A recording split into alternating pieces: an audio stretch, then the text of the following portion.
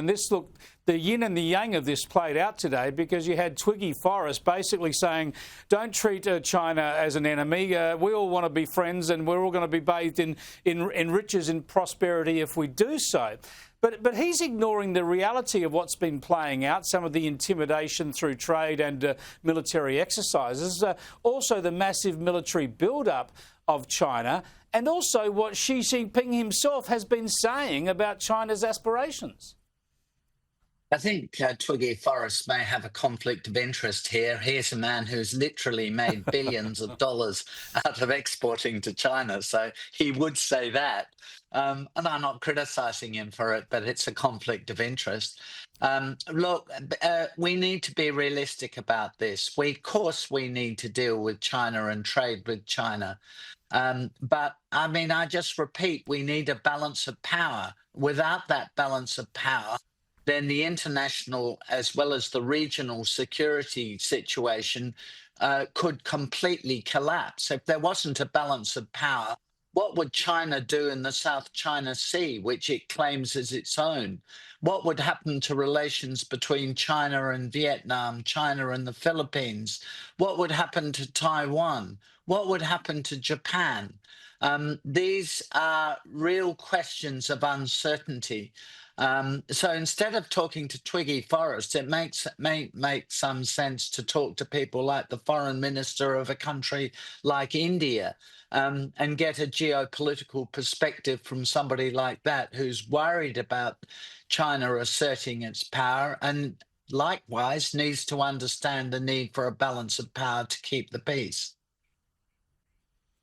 Now, there's been a big breakthrough when it comes to trade between Australia and the US on not a massive trade industry, I suppose, but certainly one that's been very much a sore point with President Donald Trump. Let me show you what the Trade Minister, Don Farrell's had to say about this today. We don't link biosecurity issues with trade issues. They're separate issues.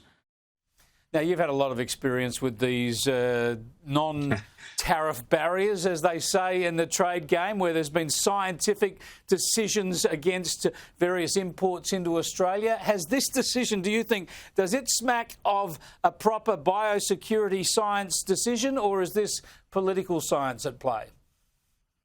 Exactly. This is very obviously political science. I mean, either we take seriously our biosecurity regime or we don't. And I think we're somewhere between the two. We do use it for political reasons. It's sometimes used as a form of protectionism. I can remember in my time as the foreign minister, the New Zealanders complaining because our biosecurity advice was to ban the import of apples from New Zealand. Well, you know, it was a big political issue. I remember including in my own electorate.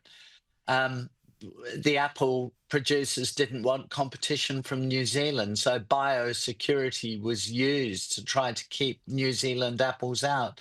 Well, I don't know the background to the beef issue, American beef issue, but it smells very much like politics at play here and a measure that the government's now taken to appease the Trump administration.